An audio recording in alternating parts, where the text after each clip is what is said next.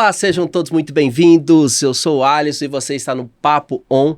Hoje com uma presença incrível aqui para debater inovação, tecnologia, educação e mais, formação humana, que é fundamental nos dias de hoje. Estamos aqui com Renata Gazinelli. Ela tem MBA aí em gestão de escolas e também uma pós-graduação em educação ambiental e sustentabilidade. Ela trabalha muito focada nas questões ligadas à educação centrada em valores humanos, o que é sensacional e incrível para a gente debater aqui hoje, uma vez que a gente está sentindo, né? Eu tenho filhos em idade escolar, né? A minha filha Gabi está estudando, inclusive, no Bernoulli, que é onde que a Renata está vindo. E a gente quer ver cada vez mais isso próximo, né? Essa relação humana próxima aí das famílias e da escola. Ela também tem 40 anos aí que está convivendo com a área de gestão nas escolas, gestão, liderança e temas ligados aí sempre na área de educação. Atualmente ela é diretora de inteligência pedagógica aí do grupo Bernoulli. Renata, muitíssimo obrigado pela sua presença. Espero que a gente... Eu fico muito feliz eu digo isso em todo podcast, eu tenho bons amigos e amigas assim, sempre que eu peço uma indicação a alguém, preciso de uma pessoa boa para falar sobre educação, aí a Inácia aqui gentilmente cedeu o seu nome e você, né, a gente estava com dificuldade de agendas, né, você está o tempo inteiro viajando, agradecer aí pela sua participação. Renata, eu queria primeiramente começar tratando com você de uma questão assim que eu acho... bem importante. Há muitos anos atrás, há muito tempo atrás, eu fiz um mestrado na Espanha e assisti uma palestra de Jesus Martim Barbero. E ele falou uma coisa que me chamou muita atenção naquela época, que a igreja e a escola eram as instituições mais fechadas do mundo, né? E que essas coisas precisavam mudar. E aí eu te pergunto, as escolas ainda continuam sendo instituições muito fechadas? É triste falar, mas ainda a gente vê qualquer instituição, né, com inúmeras configurações de modernidade, de contemporaneidade, respiro inovação. Mas a escola, você ainda chega numa sala de aula, você encontra ainda carteiras. Então, o estudante, ele vê sempre o ombro do colega. Então, isso para mim já mostra, né, o quanto a escola ainda tem essa dificuldade, né? A escola como uma instituição, no geral. Ainda tem a chamada, que eu acho que é uma outra grande tradição. Por que a chamada? Por que precisa levantar, né, a mão ali, aquele aluno na sala de aula? É porque é algo obrigatório para ele? Deveria ser o contrário, deveria ser prazeroso. Até determinada faixa etária não existe chamada. Depois que ele começa a sair aí dos anos iniciais e vai para os anos finais, começa a se tornar, esse estudante se torna adolescente e tem uma chamada, ou seja, ele é obrigado a ir para a escola. Então, na hora que começa esse rito de passagem, a escola começa a ficar chata para o estudante e não deveria ser assim. E interessante isso que você traz, né, Renata? Tem algumas expressões que estão mudando, mas a gente ainda escuta, né? Grade de aulas, né? Que é um negócio assim fechado, né? Grade, igual de prisão. Tem muitas palavras que a gente escuta ainda na educação. Falou, mas isso aqui parece que é uma coisa, um regime um pouco fechado, né? E a gente fica realmente assustado. Renata, você tem 40 anos, né? Que você... nem parece que você começou muito cedo, né? Cedo. E na pedagogia, né? Fazendo um paralelo, né, entre o passado da educação há 40 anos, a educação que os meus pais me deram, né, para a educação de hoje, o que você vê de mais assim grave, o maior contraste que tem dessa época para hoje? Uhum. Na verdade, há 40 anos atrás, o professor que dava aula na pedagogia, ou o professor que eu tinha na minha escola, nasceu no século passado. E ele ainda, desse ano de 23, a grande maioria desse mesmo professor também nasceu no século passado. Só que os alunos já nasceram no século 21. Então, essa mudança geracional aí, ela faz uma transformação muito grande na sala, porque o estudante chega na escola com um conhecimento prévio absurdo. E o professor precisa levar isso em conta. Então, eu acho que a grande mudança, né, veio quando o mundo da internet chegou. Né, quando ele chega e ele faz uma ruptura. Eu falo muito isso para os pais. Nós tivemos, no máximo, a chave de casa. Os nossos filhos têm a chave do mundo. Né, eles estão conectados com o outro lado do mundo. Então, isso faz com que, ao chegar numa sala de aula, esse estudante chega com muito repertório.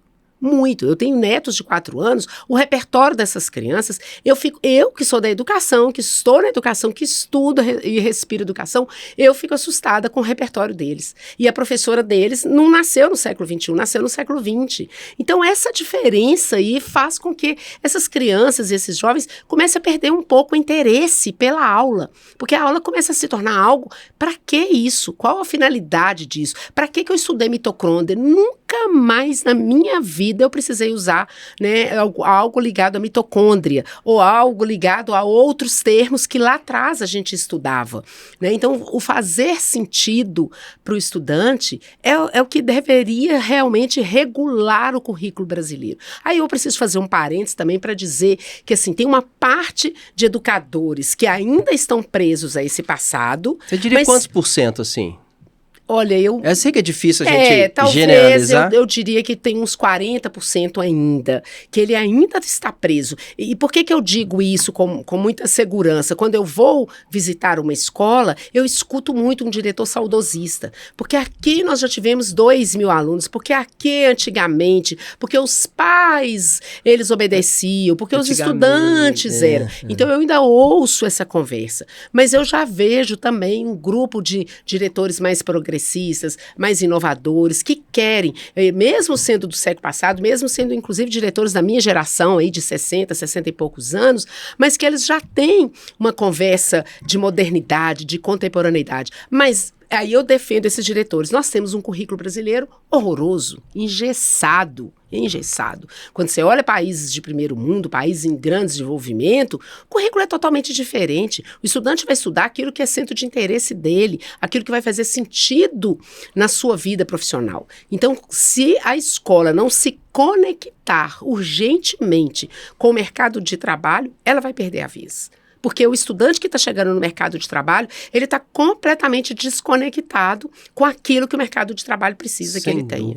Eles chegam, por exemplo, com uma formação grande aí na área de saúde, mas não sabem interpretar uma bula de remédio. Manda ele ler um seguro de um carro, ele não sabe interpretar. Um contrato jurídico, né, um advogado, ele não sabe interpretar.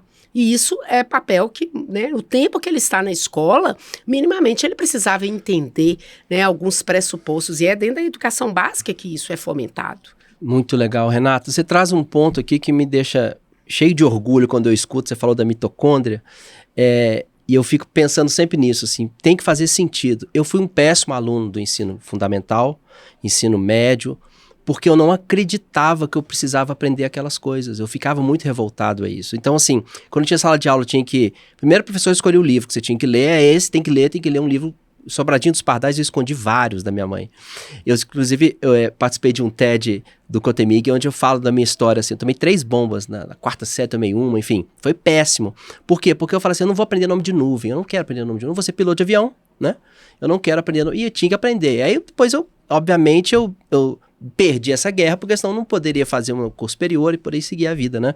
Mas, quando a gente olha para, por exemplo, a andragogia, né, que é uma metodologia que funciona para pessoas adultas, né? Ou seja, para que ela entenda aquilo, ela precisa ter sentido para ela, né? Não vai ensinar alguma coisa para um adulto se para ele não faz sentido. E por que na escola, muitas vezes, os alunos estão aprendendo coisas que não faz sentido para eles? É por conta de cima para baixo, ou seja, do Ministério da Educação lá que impõe esse regime, ou não existe um caminho diferente para se aprender determinadas disciplinas mais hard skills, assim, tipo matemática e química, por exemplo? Eu vejo que tem, né, são 3 situações. Uma é isso, a gente tem um currículo engessado, então, querendo ou não, a escola, para ela se consagrar na comunidade, né, como uma boa escola, o que a família quer de uma boa escola? Que o filho aprenda. Isso é papel fundamental, não se discute. A escola existe para que o estudante aprenda, né, e aí é um ponto. Agora, aprender o quê e para quê? Aí eu acho que entra muito o papel do gestor escolar, que acaba ficando muito refém da família, porque a família, quando vai procurar escola, ela não vai procurar a escola que o filho precisa, ela vai procurar a escola que ele conhece. Ele tem um modelo mental, né, o mindset dele é para aquele modelo de escola que ele estudou. Então, ao chegar nessa escola, a escola precisa se preparar para poder dar uma aula para essa família, sabe? Aqui, para o seu filho estudar aqui, nós vamos ter que trazer alguns conceitos conceitos, né, de educação, alguns conceitos que a gente traz de transformação, de inovação, para que a nossa escola continue sendo o quê? Uma escola relevante. Então, eu acho que falta na escola, falta na gestão escolar ter esse empoderamento para mostrar para a família o quanto ela é autoridade ali. Né? Enquanto ela fica refém, o que a família quer, eu não posso mudar isso, eu não posso tirar isso, porque senão a família vai cobrar, ali eu olho, essa escola ela é refém da família, aqui não tem autoridade. Porque se no hospital tem um médico como autoridade, por que na escola não tem o pedagogo como autoridade? Então, eu acho que falta isso da escola, né? Então, temos um currículo engessado, uma família que quer uma escola que ele estudou e ele não tem, ele não tem obrigação. Um ideal de escola. Ele não tem obrigação de saber isso. Quem deveria fazer esse papel? A escola. Se a escola começa a fazer isso, maravilha, ela vai alçar voos e normalmente são as escolas pioneiras que a gente vê Brasil afora, escolas que estão rompendo, né, com esse paradigma, né, desse modelo cartesiano, linear, que não tinha sentido, que era uma escola enciclopédica. Então, acho que as escolas que têm conseguido romper isso, elas têm trazido um sentido muito maior para os estudantes. Aquelas que têm ainda receio de perder esse aluno, eu não vou entrar muito nisso, que isso é uma discussão que não vai ter fim, as famílias vão começar a procurar outra escola, que vão achar que aqui está tudo muito difícil. E eu entendo, porque às vezes numa cidade do interior, perder um aluno, 2, é muito difícil para uma escola, principalmente depois da pandemia, né, que as escolas tiveram que fazer uma retomada gigantesca em termos financeiros aí, para se manter no mercado. Então, existem alguns parâmetros, sabe, Alisson? Eu não coloco um este ou aquele. Entendi. Existe aí esse viés da família, mas eu sou defensora que escola busque a comunidade que tem autoridade. Quem é autoridade aqui no seu bairro? Né? É o supermercado, vai conversar com ele. Não, tem um hospital aqui, vai lá conversar. Tem uma faculdade, vai lá conversar. Tem um escritório de advocacia importante, vai lá. Tem uma mídia, alguma empresa de mídia, vai. Dialogue com a comunidade que você está inserido, porque isso vai te trazer força, elementos para você se tornar autoridade, né? E manter a relevância que você precisa. Muito legal, Renata. Uma coisa que a gente vê também muito acontecendo nas escolas de maneira geral, eu estou generalizando, tá? Só para a gente ilustrar. É que à medida que a gente vai crescendo, a gente vai trocando os lápis de cor, as canetinhas, por régua, compasso, uma coisa, assim, você vai perdendo esse lado lúdico, né? E aí, se você hoje quiser, por exemplo, criar uma startup para você, que é um caminho do empreendedorismo, um caminho muito, muito frutífero, né, para que as pessoas possam empreender, gerar emprego, fazer o país crescer, como aconteceu em vários países, Estados Unidos, Israel, etc.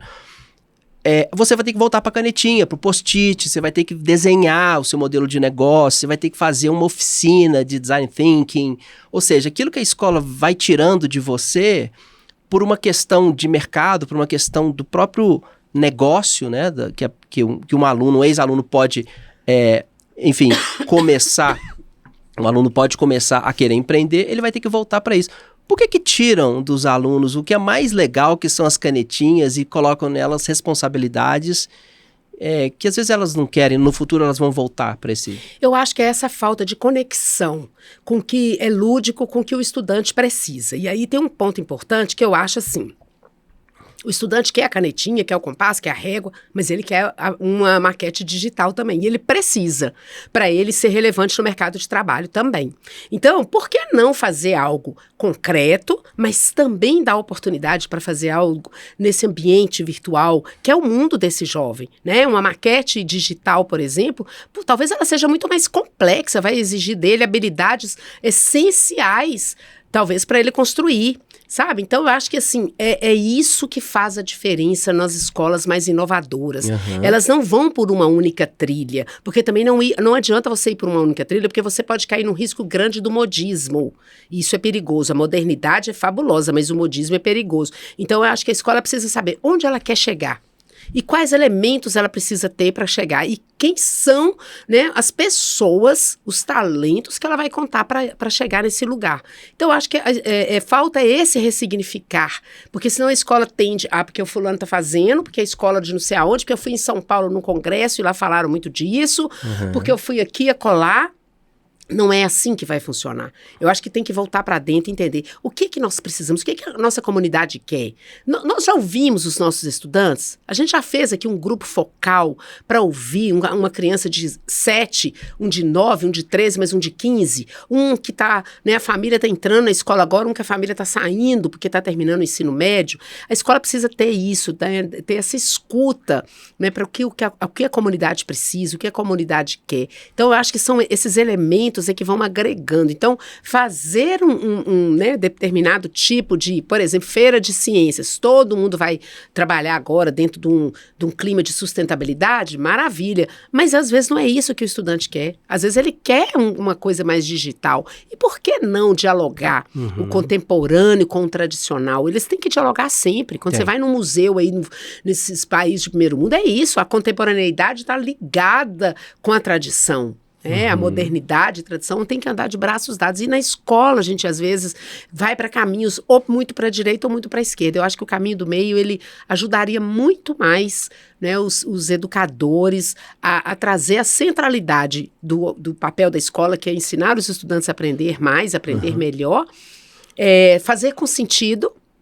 Cada vez mais a gente busca aquilo que faz sentido na nossa vida. Exatamente. Né? Contexto de uso. Para que eu vou usar isso? Em que momento que isso vai chegar a fazer sentido para mim? Então, eu acho que esse ressignificar e trazer muito essa ludicidade. Até umas faixas etárias de 7, 8 anos, existe muita ludicidade. Depois ela vai se perdendo. O professor fica muito preocupado com o conteúdo. Dá o conteúdo, tem que dar o conteúdo. Porque se eu não der, a família vai cobrar. Se eu não cumprir o livro, a família vai cobrar.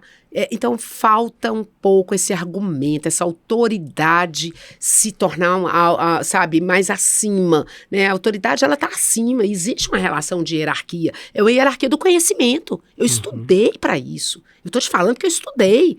Não foram 4 anos, foram 40. Então, a partir do momento que eu falo isso, eu me empodero, né, com muita humildade, claro, mas eu me empodero da minha hierarquia, né, do meu conhecimento diante de uma família que não sabe.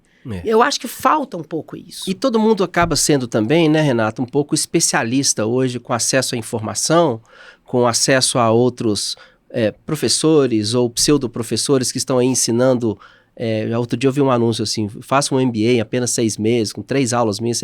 Ou seja, as pessoas meio que brincam com a seriedade que é educar um ser humano, educar ele para a vida, né? Valores não só do que está no livro, mas também essas questões socioambientais, enfim, relacionadas à vida dela, né, como pessoa. Eu tive recentemente conversando com o Rossando Klingey, né, um especialista na área de educação, e eu falei um pouco sobre os professores, ele falou assim, os professores estão adoecidos, né? Verdade. Porque muitas vezes a família não educa a criança, quando o professor chega para poder chamar atenção, ele chora, vai pro pai, o pai chega lá e briga com o professor também, ou seja, tira a autoridade dele duplamente, né? Valorizando, dando valor para aquilo que a criança fez, que muitas vezes é errado, tá indisciplinado e etc. Como é que você vê isso hoje, Renata, essa distância que tem, né, entre a escola que quer educar, é o papel da escola educar, até quando, e como é que está essa relação hoje, que os pais chegam às vezes muito furiosos, né? Porque falou que meu filho é não sei o quê, mas não... Ou seja, sempre passando a mão na cabeça ali, né? Como é que fica essa relação da escola com os pais e com as crianças? É desigual? É 2 contra 1? Ou seja, é uma escola contra 2, o pai e a criança brigando com a escola? Tem sido um pouco assim. Eu percebo, Alisson, que o nível de tolerância caiu demais. Parte de quem? Por parte do ser humano. Geral. Tá? Geral, do ser humano. E escola tem uma característica que eu sempre lembro isso para os gestores. É a única instituição que o cliente passa no mínimo 200 dias do ano lá dentro. Qualquer instituição, você vai algumas horas, vai uma semana, se você está no hospital, você fica louco para sair, né? Se você vai no shopping, você passa algumas horas e vai embora, no hotel a mesma coisa. Escola não, você passa 200 dias no mínimo, e no mínimo 4 horas por dia. O cliente está lá dentro. Pode ser um cliente de 1 ano de idade, mas ele é um cliente, porque se ele vai para casa e a mãe descobre que ele tá febril e a professora não falou, esse cliente já denunciou, né, para a família que a escola foi negligente ali com a febre. Então, 1 ano de idade, o cliente está dentro da escola e a gente tem que atentar para isso. Então, esse é um ponto. Aí, considerando isso, considerando que o ser humano tem se mostrado muito mais intolerante, e aí isso joga muito na família, né, porque a família teve que lidar com uma realidade que ela nunca foi preparada, né, os pais nunca foram preparados para ficar... no mínimo aí 1 ano, 1 ano e meio com o filho dentro de casa 24 horas por dia. Isso aconteceu na pandemia. Então, isso adoeceu. Eu acho que esse adoecer, ele foi...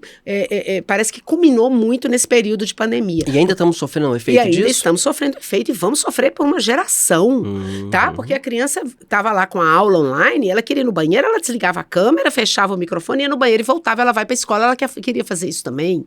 Então, reeducar os estudantes na escola foi um trabalho penoso. Eu sou solidária às escolas porque não foi fácil. E aí, na hora que a escola impunha uma regra, depois da pandemia, que o menino assistia a aula deitado na cama, acordava na hora da aula começar, diferentemente de antes, que ele tinha que acordar muito cedo, porque a mãe tinha pressa, o pai tinha pressa de sair, então ele apressava o filho. Como estava todo mundo dentro de casa, não existia mais essa pressa. Então, a criança e o jovem foi perdendo alguns hábitos sociais necessários e que a escola regulariza isso. Ela é a reguladora de hábito social, né? Que ela faz esse papel justamente porque o cliente está lá dentro uma parte considerável do seu dia. Bom, então juntou isso, a família perdeu isso, teve que se reinventar na pandemia, volta para o mundo presencial, e a escola vê que aquele estudante perdeu regra, a escola volta a colocar de novo as regras, a família espana. E a hora que a família espana, ela está ensinando para o filho, que ele também pode espanar. Quando ele crescer, ele vai repetir lógico, o padrão. A hora que ele vê a mãe dando um escândalo com o diretor, a mãe falando, pode deixar que amanhã eu vou lá tomar providência, né? Quando os pais falam isso para os filhos, o que eles estão dizendo para os filhos? Essa escola não é confiável, meu filho. Porque eu preciso ir lá resolver um problema seu que você teve. O problema foi do filho. Quem teve um desentendimento foi uma criança ou um jovem. Então, quem tem que ir lá resolver é a criança ou o jovem. Os pais podem encorajá-lo, se precisar de ir lá junto para estar junto, mas quem tem que resolver para se tornar um sujeito autônomo é quem provocou qualquer problema, qualquer conflito. É ele, é o estudante que estava lá, não era o pai ou a mãe. E eles acham que a escola está sendo negligente, por exemplo. Aí acha que a escola está sendo muito incompreensível, que a escola está sendo intransigente demais. Essa palavra eu acho que é intransigência, que a família coloca como se a escola fosse intransigente. Eu vejo, Alisson, que a gente vai ter uma geração ainda, durante um bom tempo, mais de uma década, sofrendo muito por todo esse momento que a gente viveu e não estava preparado para ele. E as pessoas perderam a noção de convivência, a noção de humanidade, a noção de respeito. Soft skills ficou de baixo. Hoje eu vejo, né, algumas pessoas que trabalham em áreas corporativas, na área de consultoria de empresa, falando que o jovem vai para uma entrevista de emprego e leva a mãe ou leva o pai junto. Olha o absurdo que nós chegamos. Uma falta de autonomia, né? Total, mas é óbvio, porque quem regulou esse jovem, essa criança, foi um adulto, não foi ele. Ele perdeu a autorregulação. Justamente nesses 2, teve região que foram 2 anos, teve região do país que foram quase 3 anos, né, de vida muito fechada, muito reclusa, ou no terceiro ano foi um pouco misto. Então, tudo isso modificou e vai modificar ainda por um bom tempo o cenário que a gente está vivendo, esse caos e essa ordem ocorrendo tudo no mesmo tempo, sabe? Muito legal, Renata. Tem muita discussão sobre isso. Eu acho que a gente ainda está colhendo os frutos da pandemia e as nossas casas ainda. A gente ainda tem a questão do trabalho também, trabalhando em home office, empresas agora mandando todo mundo voltar, porque tá vendo que a produção tá caindo. Falta, né, de contato, isso, né? A gente os estudos já estão mostrando isso, né? Exato. As pessoas perderam muito o ritmo. No início tinha um ritmo muito grande, mas na hora que o adulto pensa, não tem ninguém me controlando, há um relaxamento. E esse relaxamento de 10 minutos passa para 15, daí a pouco para meia hora, quando assusta, ele está perdendo em média aí 2, 3 horas do dia. Ou seja, o discurso de que trabalhar de casa eu ganho tempo, não está valendo muito mais não, porque ele está te distraindo dentro de casa. Renata, eu queria abordar outra questão com você que é muito pertinente aqui em relação, quando a gente fala de inteligência pedagógica, né? Você me contou que tem um time muito grande trabalhando com você, fazendo um trabalho de captação, né, do que está sendo discutido no mundo sobre educação, as boas práticas. Isso inclui também, indiscutivelmente, a tecnologia, a inovação, né, novos processos, novas metodologias e impossível a gente não falar da inteligência artificial em sala de aula, né? Outro dia a Gabi me mostrou o Bernoulli, que eles utilizam o ChatGPT internamente lá, né? Fazem perguntas, parece que tem um QR Code no material didático, então ela consegue de alguma forma articular esses materiais internos e externos e tal. Como é que a inteligência artificial tem impactado aí a educação? Qual que é o caminho que vocês estão olhando, observando aí dessa relação com as inteligências artificiais e a sala de aula? Foco mais no professor que vai se municiar, o aluno que vai se municiar e já vai chegar mais preparado. Como é que vocês estão trabalhando isso aí hoje no Bernoulli? A gente tem levado muito um diálogo, né, para as escolas, primeiro para acalentar um pouco o professor que tem receio de perder a vez, né? E a gente diz sempre, você pode perder sim a vez, não para a inteligência artificial, mas para a sua capacidade de fazer uma excelente interlocução com a inteligência artificial para que ela faça por você aquilo que a máquina pode fazer. E que você tenha tempo para cuidar da humanidade, né, da sua humanidade, da humanidade dos seus estudantes, da interação, né? Eu falo sempre, um robô possivelmente nunca vai resolver um problema ético. Isso está na mão dos humanos. Se está na mão dos humanos, nós precisamos cada vez mais estar preparados, né?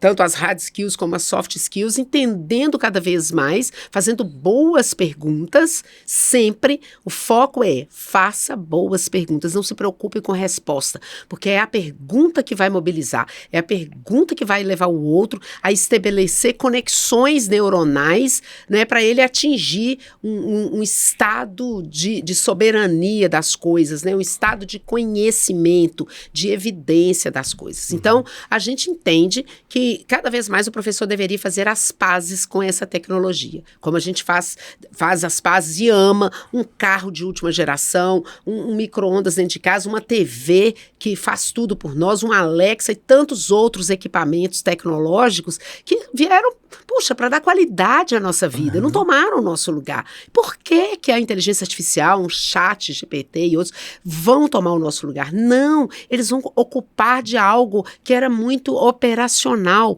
Vou dar um exemplo, Alisson. Eu estou na minha escola como diretor, eu quero fazer uma convocação maravilhosa, eu quero chamar as famílias para um evento, aquela coisa assim matadora, eu quero trazer palavras assim. Vou lá e falo, eu estou querendo isso, eu quero fazer um evento tal dia, eu penso, ele me dá uma circular pronta, para que eu vou gastar meu cérebro preparando isso? Gasto horas e um lê e o outro lê, não, muda esse parágrafo, muda esse.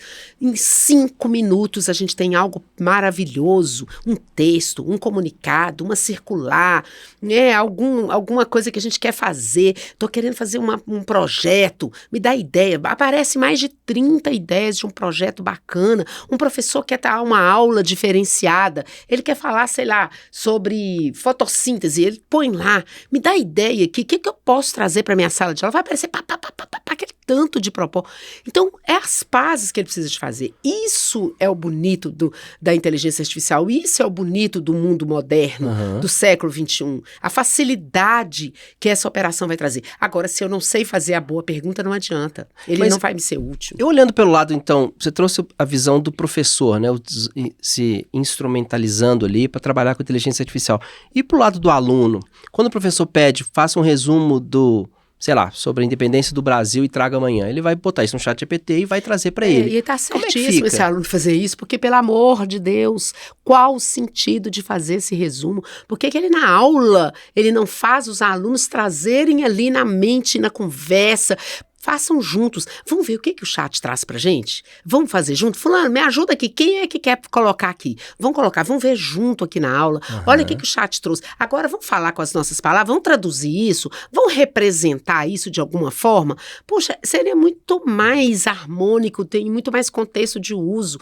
Para que ele vai trazer aquela aula lá de trás, do século passado, para fazer um resumo, para fazer um esquema, e isso o chat vai fazer para esse aluno. E vai fazer mesmo, e vai fazer muito melhor. melhor e vai dar banho no professor.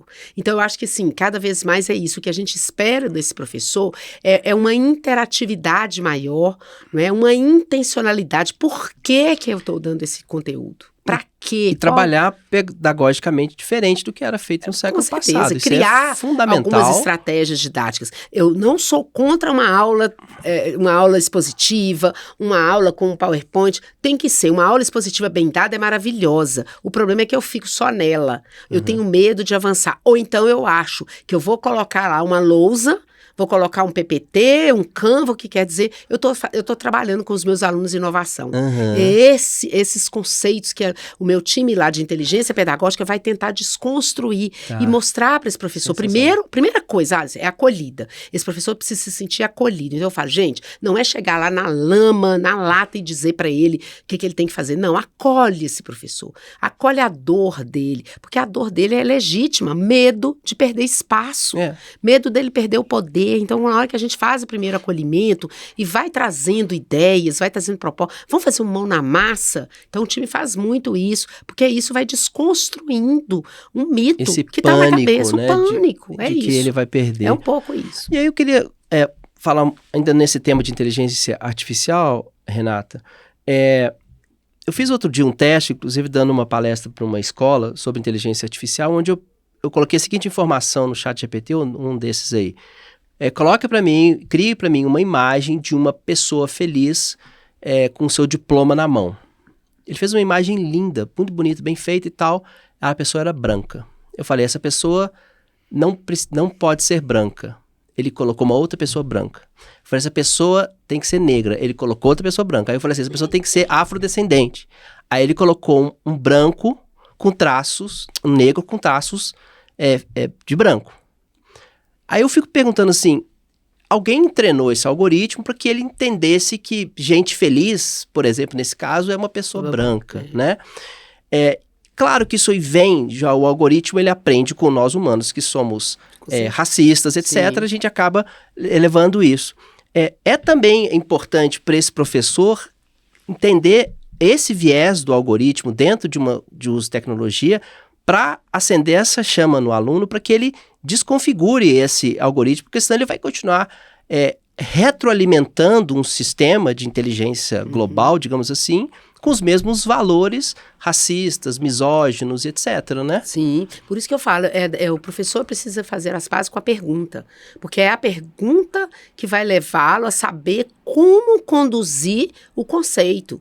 Porque esse conceito, o algoritmo, ele é feito por nós humanos, né? E eu falo, a tecnologia é muito mais avançada, é muito mais né, desenvolvida do que nós que a criamos. Olha que paradoxo mais louco. A gente criou a tecnologia, mas a tecnologia é muito mais desenvolvida do que a gente. Então, nós precisamos, primeiro, perder o medo, não ter receio de se expor e ir criando esses protótipos e começando a desconstruir um modelo mental que a gente traz de séculos e séculos aí pela vida fora. Então é isso, se a gente não fizer um movimento de mudança no algoritmo, ele vai continuar trazendo aquela concepção que eu tenho. E o aluno precisa criar esse senso crítico, de falar assim, mas por que essa foto aqui que ele criou é com essas características? É importante criar isso nele, né? Porque senão ele vai continuar repetindo um sistema, só que agora é mais rápido, é mais difundido, porque a inteligência... E vai ser mais eficaz, possivelmente, pela rapidez, pela velocidade que ele tem, né? Uma boa aula discursiva, né? uma interação, uma conversa, uma roda, um fórum de debate, sabe? Isso é incrível. Isso é necessário, trazer pessoas, abrir a cabeça, porque é isso, o professor fica muito preso ao conteúdo, eu tenho que dar o conteúdo, eu tenho que dar esse livro, eu tenho que dar esse capítulo, eu tenho que finalizar. Então ele fica tão preso a isso, que ele acaba robotizando o processo de ensino-aprendizagem. Então, à medida que ele vai trazendo uma aula mais discursiva e vai trazendo esses alunos para pensar sobre aquele contexto, ele vai conseguindo dar, eu acho que cor, dar vida, né, para os preconceitos, e os próprios estudantes vão modificando isso. É um processo, Alisson, eu não acredito que isso nasce da noite para o dia, isso não vai ser desconstruído, reconstruído, é um longo processo de demolição e reconstrução, reconstrução.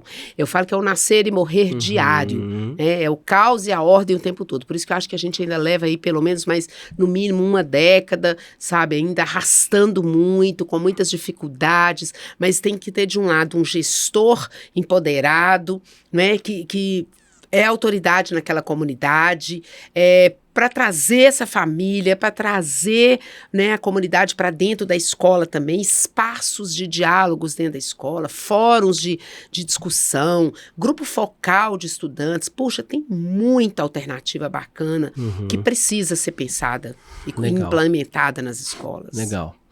Renata, uma das coisas que me fez pensar positivamente, levar minha filha para o Bernoulli, quando ela estava no Bernoulli Go, né, quando a gente sabia que a escola ia chegar e tal, foi o espaço maker, né, que eu acho que era uma coisa, eu estava vindo muito de startups, empreendedorismo, eu estava trabalhando muito com isso, dando aula de empreendedorismo, eu falei, poxa, mas na escola que tem espaço maker, impressora 3D, eles vão poder prototipar as coisas, né, enfim, mão na massa, né. E aí a gente vê também outros movimentos da indústria, por exemplo, óculos de realidade aumentada, realidade mista, enfim, holograma, um monte de coisa que está rolando aí. Quais são efetivamente, porque parece que essas ondas vêm e vão, assim, o que efetivamente vem de tecnologia, né, na educação, que podem ampliar essa sala de aula como você trouxe, ou seja, criar um ambiente mais imersivo para que esse aluno, em vez do professor falar sobre o descobrimento do Brasil, ele coloca um óculos, ele está lá no descobrimento do Brasil, como fazendo um papel de índio, por exemplo, ou do próprio... como é que seria, o que está sendo visto hoje no mundo, quais são as boas práticas e o que você pode trazer para a gente aí de novidades que estão chegando aí? Primeiro, o aluno ele precisa sempre ser o protagonista do processo, ele precisa ser o centro, o estudante tem que estar no centro de tudo. A partir dessa concepção, quem faz todo o processo de mediação disso é o professor. Então, a gente tem que investir. Às vezes eu escuto muitos diretores falando, eu não consigo pagar uma hora extra para o meu professor, para fazer um curso, para vir cá à noite, para a gente ter toda semana uma reunião, mas olha, se a escola, se o diretor tem R$1, invista na formação de professor. Se ele tem R$100, invista na formação. Se ele tem 1.000, invista na formação de professor. Escola nenhuma vai conseguir superar esse momento, né, de caos e ordem que vivemos, sem um bom investimento. Os melhores professores, eles conseguem fazer uma aula ser muito mais interessante, muito mais articulada, muito mais inovadora. E para isso, ele tem que estudar, ele tem que entender as tendências. Então, a gente tem lá, né, um grupo também que trabalha muito com a inovação no material impresso, mas inovação no material digital, não é o que é bacana, os podcasts, e os o professor QR codes. Precisa ser o primeiro a saber disso, claro, né? Claro, ele tem que abraçar isso daí, porque se ele é refratário, né, ele já vai criar um abismo com o seu estudante, ele não pode ser refratário, ele precisa entender que este é o cenário, o estudante que está na sala de aula, né, é um estudante inquieto, é um estudante cheio de dificuldades para lidar com uma série de conflitos, porque às vezes os pais não são emocionalmente disponíveis, né, são pais digitalmente distraídos. Então, se os pais são digitalmente distraídos, em casa, às vezes, as relações, né, de cultura, de limites, de organização, de rotina, não está muito bem estabelecido. Então, ele chega na sala de aula já com isso um pouco em processos de confusão. Então, olha como o papel desse professor para aglutinar a interação, a novidade, a inovação de uma maneira ampla e restrita para um estudante que tem muita dificuldade, inclusive, de focar. Eu acredito que vocês tenham discutido isso muito internamente dentro do Bernoulli, acho que as escolas de maneira geral. Como é que é a relação dos celulares dentro de sala de aula, né? Porque tem, no início eu lembro que no início alguns pesquisadores da Espanha falavam que tinha que deixar em casa, não podia levar, o aluno começou a ficar muito ansioso porque não sabia se tinha mensagem, enfim. Hoje, como é que tá essa relação com o celular dentro de sala de aula? Posso falar, não tá. Ela tá caótica em todo lugar. em todas as escolas. Né? Ninguém sabe o que faz, é isso? Porque se tira, gera uma ansiedade, se deixa o menino... A gente teve um momento, um boom, né? Poxa, tecnologia, esse menino é um menino do século XXI, tem que levar tecnologia, tem que levar. E todo mundo levou, é o que eu falei, o problema do modismo. Vai sem muita evidência, sem muito estudo, sem entender qual é a sua realidade. E aí percebeu-se, inclusive, os próprios países de desenvolvimento... O Rossanto falou que na China proibiram, né? Países que hoje estão aí na cabeceira de desenvolvimento, né, de expansão e de inovação, têm recuado. Porque é fato, a própria neurociência nos traz um pouco esse dado, né? O aluno ele tem mais dificuldade, o estudante tem mais dificuldade de absorver alguns conteúdos, né? Alguns times aí do dia a dia da aula, somente dentro de um único portador que é o celular. Então, às vezes, ele precisa do livro impresso, ele precisa de pôr a mão, de concatenar, né? O físico com o digital. Então, as escolas hoje estão vivendo, para mim, não tem uma resposta, tá, adequada. Eu sempre sou favorável, bom senso. Tem momento que tem contexto, tem sentido, é para todo mundo trabalhar dentro de sabe, uma ideia uníssona ali, vai agregar. Então tem que ter, não dá para não ter. Um trabalho em grupo, precisa fazer uma pesquisa, precisa de alguma coisa, o professor saber interagir, fazer a mediação, né, com os estudantes, isso é fundamental. E também e falar que vai ter sem regra está sendo um caos. E tirar totalmente vai ser outro caos. Então, a gente tem estudado, tem lido, tem feito pesquisas. Meu time, inclusive, tem trazido, né, algumas literaturas sobre isso, sabe? Algumas pesquisas que já estão saindo. Ou seja, é a bola da vez. O que fazer com o celular. Ele nasceu com a criança. Eu vejo meus netos, bebês, eles já sabiam. Às vezes eles iam lá em casa, pegavam uma foto impressa, pequenininho, e ficava colocando o dedinho ali, tentando aumentar a foto com 1 ano e meio. Eles nasceram no mundo digital. Não dá para tirar deles, mas como fazer isso se tornar algo que não seja tão maléfico? E, Renata, eu acho que a coisa vai piorando também, porque agora a Ray-Ban lança um óculos que você consegue filmar, se eu clicar aqui agora, já está filmando em sala de aula, eu filmo isso aqui e, enfim, o relógio, então, meu filho precisa tomar um remédio, tem que ter o relógio, só que o relógio é digital, ele passa informações no celular, enfim, é difícil, né?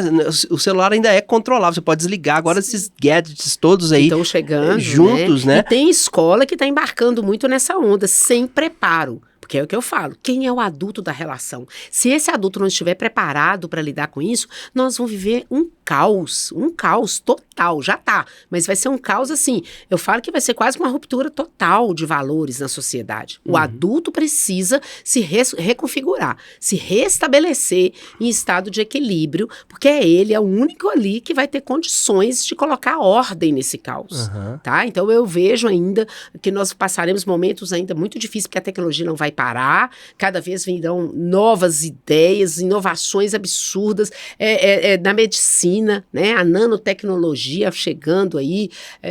Porque se você tira a tecnologia, esse menino também não vai poder trabalhar com essa tecnologia, porque já está com déficit né? Ele precisa aprender dessa tecnologia que ele vai usar na vida adulta, né? Quando ele estiver trabalhando. Eu acho que assim, é não ser resistente, mas também não ser afoito. Por isso que eu falo, é o equilíbrio para tudo, sabe? Deixa eu ver, não é ficar com o pé atrás, mas eu quero trazer, vamos fazer uma sala, vamos fazer um experimento com esse grupo, com essa turma. É isso, sabe?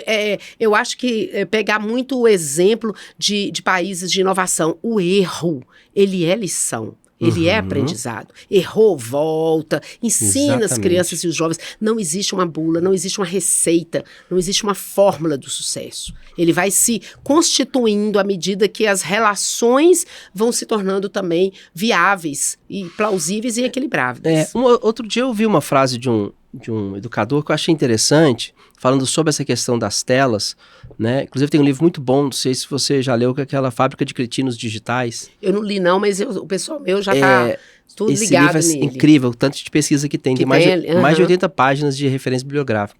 E falam que o ser humano não é multitela. Ele não é multitarefa, ele não consegue fazer várias coisas ao mesmo tempo. Então, se você desligar a água e colocar o café, você possivelmente vai derramar o café ou não vai desligar a água direito. Ou seja, nosso cérebro não foi desenhado para ter essa coisa de, não, eu escuto o professor, mas eu tô jogando, né? E as pessoas entendem, algumas que não, obviamente não estudaram o cérebro, eu também não estudei, mas eu sei exatamente por isso que eu posso dizer, é que o cérebro não muda tão rapidamente assim, né? Vamos pensar, se for em 50 anos, 40 anos de tecnologia, sei lá, de telas, mas de maneira, o cérebro nosso mudou muito pouco, né? É porque para ele mudar demoram séculos e mais séculos e mais séculos, né? E aí, como que a gente trabalha, então, Renata, dentro desse cenário onde que as pessoas têm uma crença de que somos multitelas, não, meu menino dá conta de assistir televisão, usar o celular, fazer o para casa ao mesmo tempo e tudo bem, e a escola agora quer restringir, ou seja, né, em casa ele dá conta porque o pai acaba passando um pouco a mão, né, a mão na cabeça, e a escola, do ponto de vista pedagógico, ela tem metodologia, ela estudou, você tem uma equipe lá que está atrás disso e está cientificamente comprovado que não, né? Como é que você já trouxe um pouco disso, né? Que essa relação que você faz, a escola está fazendo essa interlocução direto com os pais para dizer, gente, deixa com a gente, não é assim, deixa o celular. Eu acho que está muito pouco, deveria estar mais.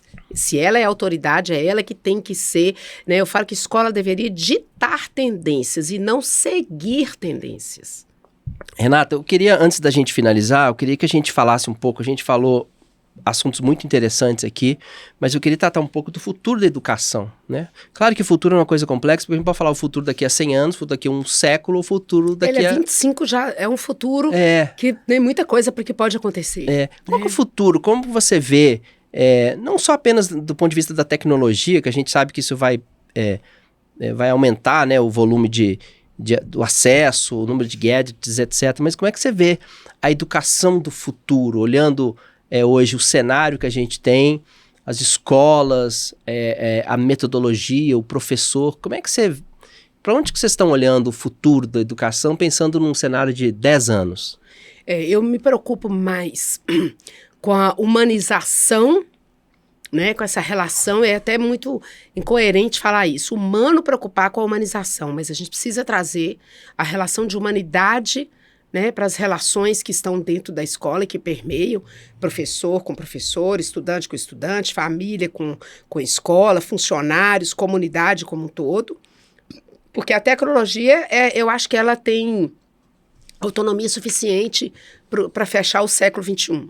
E cada vez com muito maior êxito e com muito maior profundidade. Mas se nós não conseguirmos alcançar a curva exponencial da tecnologia, a gente vai perder a geração. Uhum. Então, o risco nosso é esse. Do lado exponencial que a tecnologia vai, o lado humano, das relações humanas. Quando eu falo as relações humanas, as relações mesmo de ética, de hombridade, equidade, de cuidado de pelos outros, de respeito, de responsabilidade, senso de pertencimento. E que eram valores que a gente nem negociava, né, no inegociáveis. Eram inegociáveis, né? E hoje parece que a ética não é a mesma, né? Parece que as coisas mudaram. E é estranho isso, porque os nossos pais, né, colocaram pra gente questões éticas muito claras, assim. Ele olhava pra gente e a gente já sabia. Hoje os pais ficam estrábicos, viu? Eles viram para todos os lados e o filho nem nota, né? Então eu falo muito assim, pensar como essa geração pensa, mas agir como as gerações passadas agiram. A gente está precisando voltar a isso. Voltar a ser mais firme, colocar mais limite. Eu acho que os pais perderam isso, porque foram filhos de pais muito opressores, muito desaprovadores, e liberaram demais, soltaram demais, e hoje estão com essa dificuldade, né? Uma criança de 2 anos, ela manda, literalmente, na mãe e no pai. Os pais são reféns, né, dos filhos. Então, eu acho que a gente precisa ressignificar essa relação social que a gente vive no trânsito, num elevador de um prédio. São coisas pequenas, mas elas têm tomado, assim, um escândalo absurdo. E então eu vejo, a minha preocupação maior é levar nas escolas, quando eu vou lá falar para os pais, eu trago muito isso. Olha, pais, façam umas contas. A gente tem aí uma perspectiva de vida muito longeva, então de chegar aos 100 anos. Se vocês hoje têm 40, vocês vão viver mais 60. Quem que vai cuidar de vocês? Quem é o médico que vai cuidar da saúde de vocês? É o filho de vocês. Quem vai ser o engenheiro que vai fazer uma casa? Quem vai ser um advogado que vai defender uma causa? Quem vai ser um empresário daqui dessa cidade? Né? Quem vai ser o professor da escola que os netos de vocês estudarão? São os filhos de vocês. Então, vocês têm uma escolha a fazer. Façam a escolha certa, é agora. Ou vocês fazem, ou vocês vão perder essa geração inteira. E vocês sairão prejudicados, porque vocês têm uma vida de longevidade aí, no mínimo mais 60 anos para viver. Né? Então, eu acho que é bem, muito, né? Sabe, trazer... Isso precisa ser muito discutido, porque está, assim, uma aberração. A falta de limite do adulto, não é mais da criança, é do adulto. Está assim, absurdo. O Rossandro trouxe muito isso. E é interessante uma coisa que o Karnal trouxe num evento que eu participei semana. Ele falou assim, agradeçam ao chat GPT depois que você fizer uma pergunta. Peçam por favor, né? Porque, inclusive, é um exercício da criança, por exemplo. Saber que está pedindo uma informação, tem que pedir... né? Por favor, verdade, muito obrigado. Ou seja, mesmo que esteja dialogando com uma máquina, que acho que eles dialogam mais com máquinas do que com humanos. Mas é ali que eles vai precisam replicar, né? Os padrões, né? Eles não podem fazer perguntas... a resposta que não for ética, eles precisam questionar a inteligência sobre a ética. E parece que, como a gente está interagindo num ambiente onde meio que não tem muita lei, né? Não tem muita regulação, as pessoas vão fazendo o que querem e pioram mais esse estado nosso, né, de percepção. Isso é uma coisa, Renata, que você traz muito, muito, muito forte mesmo, né, do quanto que estamos adoecidos, né, quanto que os pais estão adoecidos, adoecendo suas crianças. É muito comum a gente ver crianças assistindo tablets gigantescos na mesa de jantar de um restaurante, onde os pais estão ali dando cada um no seu mundo e o menino ali interagindo assistindo um filme, alguma coisa, um jogo, no momento em que deveria ser um momento do diálogo. Como é que foi sua aula? O que você aprendeu? Como é que a professora falou? O que você... Ou seja, eles estão largando de lado isso, entendendo que é melhor ter o menino em silêncio, quieto com o celular, do que dialogando e falando de coisas difíceis e perguntando sobre a vida, sobre a maturidade que está chegando, sobre as dores, as angústias, etc. Às vezes até falta, eu falo muito isso nas palestras para os pais precisam falar deles para os filhos. É muito difícil começar uma relação, um diálogo, querendo que o outro fale, né? Então é o adulto. Eu queria hoje falar um pouquinho de mim. Eu queria falar hoje de uma dor que eu tive, de um problema no meu trabalho. Queria ouvir sua opinião, meu filho, sobre isso. Que legal. Queria, filha, que você me contasse se você já viveu uma experiência semelhante a essa que eu vou te contar agora. Então, na hora que a gente busca uma criança e um jovem e traz a nossa dor, essa criança, esse jovem se identifica mais do que eu falo. Conta um pouquinho de você, porque o nosso discurso é esse, conta de você. Não, deixa eu começar a contar de mim, né? Quando eu começo a contar de mim para o outro, eu me abro para o outro, eu digo para o outro, eu estou disponível, eu confio em você. Então, eu acho que isso precisa. E onde os pais podem aprender a fazer um pouco isso? É na escola. A escola gerar esses espaços de conversa, de diálogo, sabe? Para que a família aprenda alguns conceitos, né? Trazer a família mais para dentro da escola. Não para mandar na escola, mas para serem orientadas pela escola. Como um processo de parceria, né, Renata? Total. Renata, queria te agradecer mais uma vez. Você que acompanhou até aqui, parabéns, você não está disperso na nossa conversa. Siga o nosso canal no Papo On. Estivemos conversando com a Renata Gazinelli. Muito obrigado, Renata, pelas suas considerações, pelo esse bate-papo incrível que a gente teve aí sobre algo que para mim é muito rico, muito fundamental, que é a educação. Eu, como disse, né, no início da nossa conversa, eu fui um aluno rebelde e hoje, quando estou fazendo um estudo dentro da Federal, por exemplo, eu fico realmente muito surpreso como que a educação transforma e como é que eu mudei a minha vida ao longo da minha trajetória por conta exclusivamente da educação, né? Então, é um caminho que é irreparável, né? Educar uma pessoa, educar uma criança, educar ela para o futuro, para que ela possa trazer aí alegrias, né, para a sociedade, para a família e para tudo mais. Muito obrigado mais uma vez, Renata, e até o próximo episódio aí do Papo On. Um grande abraço, gente.